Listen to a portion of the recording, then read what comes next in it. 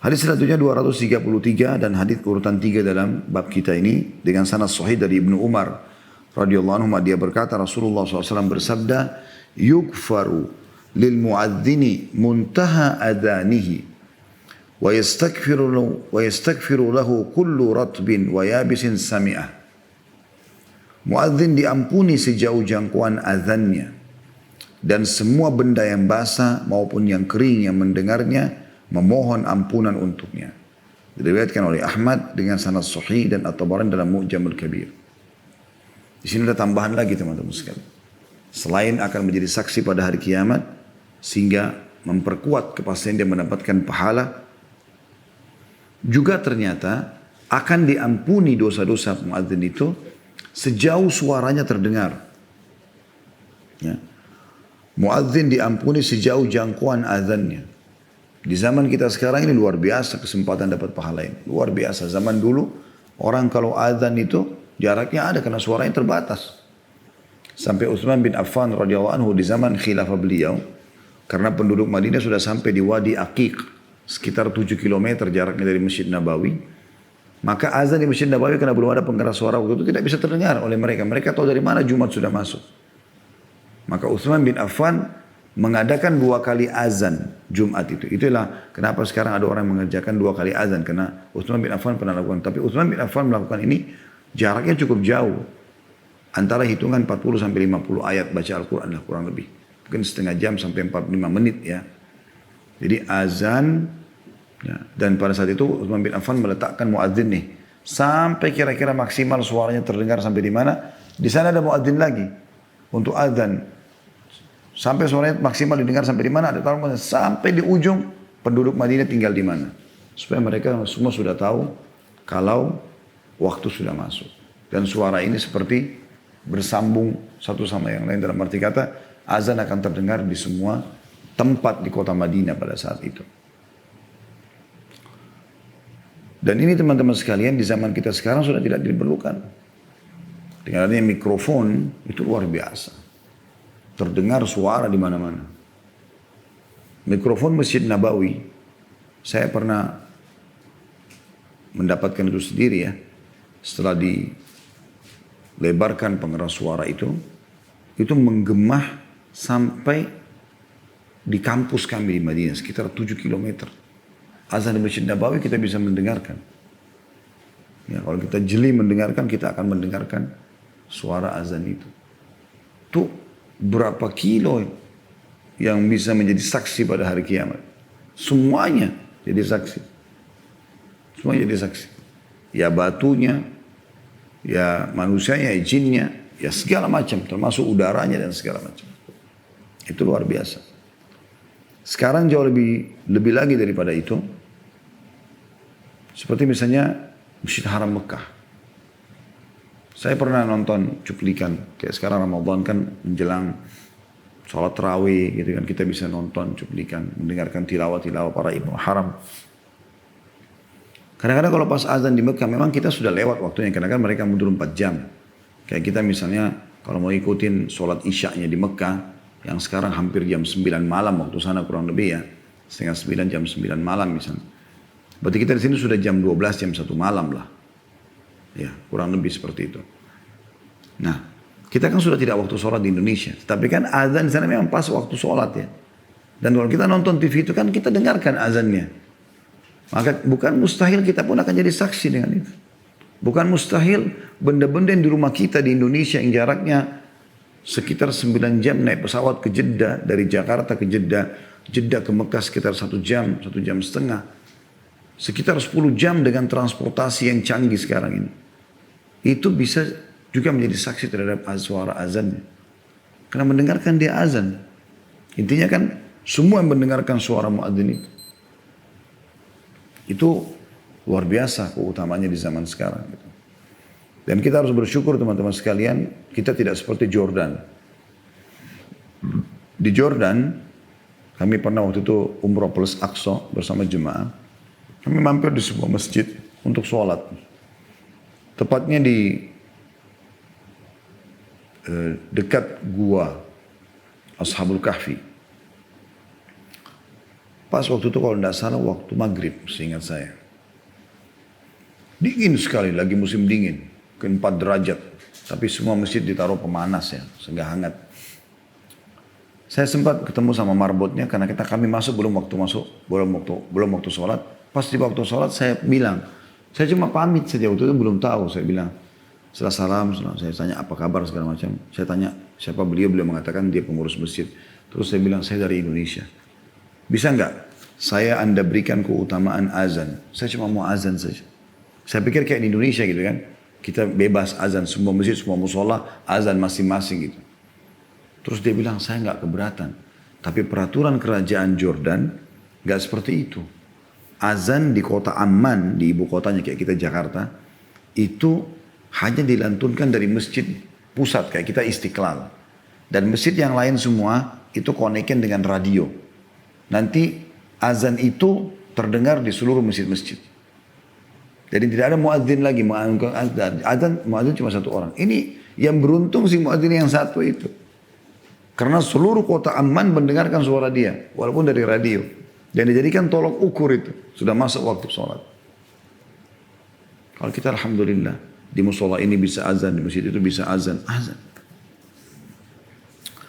Dan luar biasanya selain menjadi saksi pada hari kiamat teman-teman sekalian, ternyata akan diampuni dosanya muadzin sejauh jangkauan suaranya. Dan ditambah lagi, yastaghfir lahu kullu ratbin wa yabis sami'ah.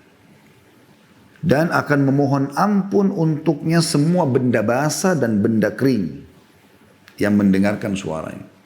Ini menandakan teman-teman, benda kering pun di mata kita, batu, daun kering, ya, itu ternyata bisa mendengar kuasa Allah SWT. Karena dikatakan sini, dan semua benda yang basah maupun yang kering yang mendengarnya akan memohon ampun untuknya. Makanya mungkin bagi kita batu itu nggak bisa bersuara. Tapi ternyata ada bukti yang berbeda. Nabi Daud alaihissalam pada saat mau ikut berperang dan dia masih kecil waktu itu ya. Dan nanti dia akan membunuh Raja Zalim. Maka dia melewati lembah. Lalu ada batu yang bersuara kepada yang mengatakan, hai Daud, ambillah aku karena aku yang akan kau gunakan untuk membunuh Jalut. Maka dia pun mengambil batu lalu menggunakan untuk membunuh Raja Zalim itu. Juga Nabi SAW bertanya kepada Jibril AS dalam riwayat Bukhari, saya pernah lewat di beberapa lembah padang pasir di Mekah dan ada yang mengatakan Assalamualaikum ya Rasulullah. Keselamatan untukmu wahai Rasulullah. Salam. Maka kata Nabi SAW, saya tidak lihat ada siapa-siapa di situ. Siapa yang mengucapkan salam kepada saya? Kata Jibril AS, itu batu yang mengucapkan salam kepadamu. Juga hadis tentang nanti pada hari kiamat setelah Nabi Isa AS membunuh Dajjal. Maka kata Nabi SAW, pengikut Dajjal akan menyelamatkan diri, coba melarikan diri orang-orang Yahudi. Tapi ketahuilah, tidak ada seorang Yahudi pun yang sembunyi di atas batu dan di bawah pohon, kecuali batu dan pohon itu akan mengatakan, hai Muslim, ini Yahudi, bunuhlah dia. Jadi dari sini juga kita ambil pelajaran teman-teman sekalian, jangan selalu membodohi diri sendiri tanda kutip di sini dan tidak mau menyadari kalau semua ini sebenarnya hidup dan memberikan kesaksian walaupun mati di mata manusia, gitu kan? Berapa banyak orang yang masuk ke kamar hotel, dia berzina, dia pikir itu semua tidak akan jadi saksi untuk hari kiamat kecuali dia bertaubat. Ranjangnya, udara yang dia hirup dari AC-nya, air yang dia pakai untuk mandi dan cebok, apalah segala macam, spray yang kain itu, dia segala macam akan jadi saksi semuanya. Selanjutnya hadis nomor 234, urutan 4 tentunya dari bahasan kita. Ada 4A, 4B dan 4C sampai 4D. Ya, jadi di hadis nomor 234 ini itu ada 4 buah hadis dan kita akan bacakan insyaallah. Dan kemungkinan besar kita tutup dengan ini ya. Kita akan buka pertanyaan setelah ini insyaAllah. Hadits nomor 234, 4A-nya, Hasan Sahih derajatnya. Maksudnya bisa diterima tentunya. Dari Abu Hurairah radhiyallahu anhu dari Nabi SAW beliau bersabda, Al-mu'adzinu yukfar lahu mada sautih wa yusaddiquhu kullu ratbin wa yabis. Muadzin akan diampuni sejauh jangkauan gema suaranya dan semua yang basah dan yang kering membenarkannya. Diriwayatkan Ahmad dan lafaz hadis ini adalah lafaznya Imam Ahmad. Abu Daud dan Ibnu Khuzaimah dalam sahihnya juga menyebutkan tapi ada tambahan lafaz. Wa yashhadu lahu kullu ratbin wa yabis. Kalau tadi riwayat yang sebelumnya yusaddiquhu, maka semua yang basah dan kering membenarkannya. Membenarkan apa yang dia ucapkan. Allahu Akbar, Allahu Akbar, memang benar Allah Maha Besar. Asyhadu an la ilaha illallah, benar memang la ilaha illallah. Dan seterusnya. Kemudian di potongan lafadznya Ibnu Khuzaimah dan Abu Daud, wa yashhadu lahu kullu ratbin wa yabis. Dan semua yang basah dan kering akan bersaksi untuknya. Pada hari kiamat kalau betul dia azan. Di 4B-nya dengan sanad hasan sahih diriwayatkan pula oleh An-Nasa'i dan dia menambahkan walahu mithl ajri man shalla ma'ah. Ini tambahan keutamaan. Dan dia akan mendapatkan seperti pahala orang yang sholat bersamanya. Saya bacakan dulu semua ya baru kita jelaskan insyaallah. Dan 4C-nya juga diriwayatkan Ibnu Majah di dalam sunannya yukfar lahu madda sauti wa yastaghfir lahu kullu ratbin wa yabis. Dan diampuni dosanya sejauh jangkauan suaranya, tentunya akan menilai adalah Allah SWT. Dan setiap yang basah maupun kering memohon ampunan untuknya. Kemudian 4D-nya dengan sanad sahih, ini juga tadi 4B, 4A, 4B dan 4C itu adalah hasan sahih. Kalau 4D-nya adalah hadis sahih. Ya. Dari Ibnu Hibban juga meriwayatkan dalam sahihnya, lafadznya adalah kata Nabi SAW, al-muadzinu yukfar lahu madda sauti wa yashhadu lahu kullu ratbin wa yabis wa syahidus salati yuktabu lahu 25 hasana wa yukaffiru anhu ma bainahuma. Al-muadzin diampuni sejauh jangkauan suaranya. Semua yang basah dan yang kering bersaksi untuknya. Dan orang yang menghadiri sholat berjamaah ditulis untuknya 25 kebaikan. Dan dihapuskan darinya apa yang diantara keduanya. Maksudnya dihapuskan dosa-dosanya. Al-Khattabi berkata, madas syai' adalah akhir dari sesuatu. Kan tadi dikatakan yukfar lahu madda sauti. Diampuni dia sejauh jangkauan suaranya. Dalam bahasa Arab, madda sauti, menjauhkan sejauh jangkauan suara. Beliau mengatakan secara bahasa madas syai' ya, adalah akhir dari sesuatu. Maksudnya akhir suara dia terdengar. Maknanya adalah ampunan Allah diraih secara sempurna jika dia mengeluarkan kemampuannya dalam mengeraskan suaranya. Ampunan sempurna diraih dengan mengangkat suara semaksimalnya. Al-Hafidh Ibnu Hajar berkata pendapat ini didukung oleh riwayat yang mengatakan yukfar lahu madda sauti. Yaitu diampuni muadzin sejauh jangkauan suaranya. Dengan dal dibaca tasydid madda. Maknanya diampuni sesuai dengan kadar tinggi suaranya. Al-Khattabi juga berkata ada makna dari sisi lain. Yaitu bahwa ini adalah bahasa perumpamaan. Maksudnya adalah bahwa tempat di mana suara muadzin menjangkaunya. Jika seandainya di antara tempat muadzin itu berdiri dengan tempat di mana suaranya itu menjangkaunya. Terdapat dosa-dosa yang memenuhi jarak antara keduanya. Niscaya Allah mengampuninya.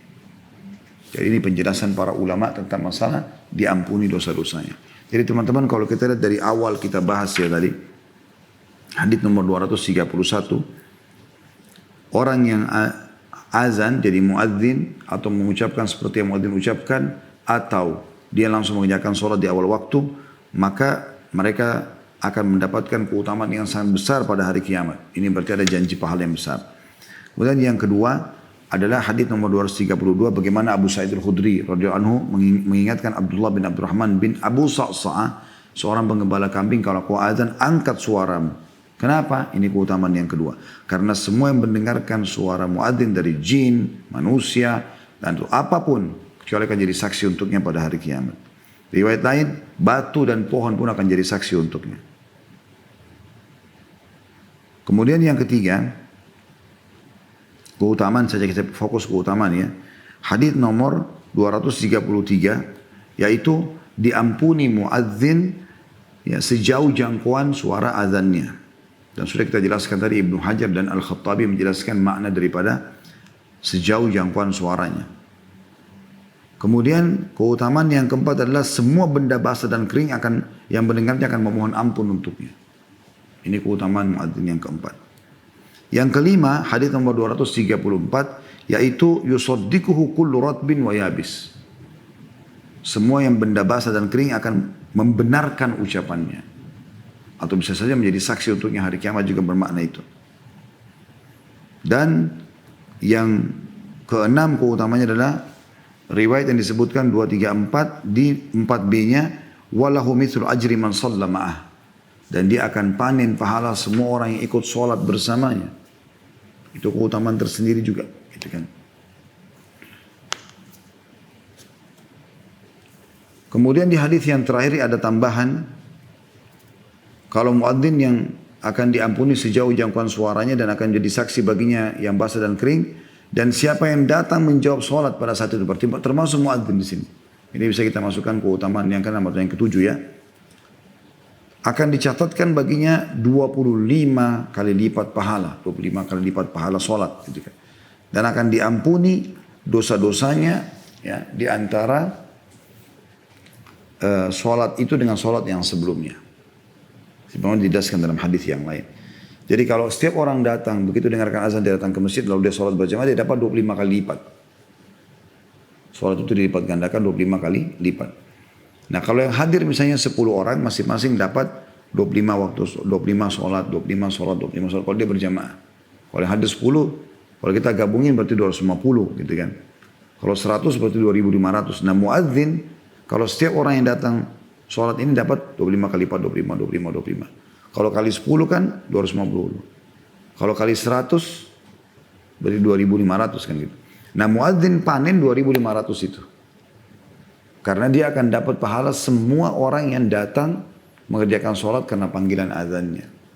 Nah, ini keutamaan yang luar biasa. Keutamaan yang luar biasa. Allahu a'lam. Ini bahasan kita insyaAllah. Kita akan lanjutkan lagi nanti di pertemuan akan datang insyaallah.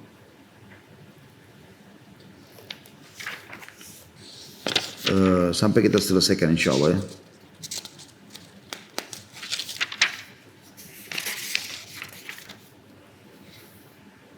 Atau saya akan coba baca sampai hadis ke-6.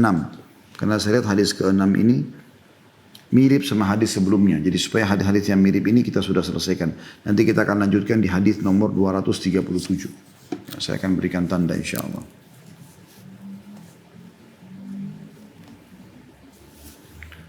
Hadis nomor 235, tepatnya hadis nomor 5 dalam kitab kita ini, sahih di ghairihi, dari Al-Bara' ibn Azib radhiyallahu anhu bahwa Nabiullah Muhammad sallallahu alaihi wasallam bersabda, "Innallaha malaikatahu yusalluna 'alas saffil mutaqaddam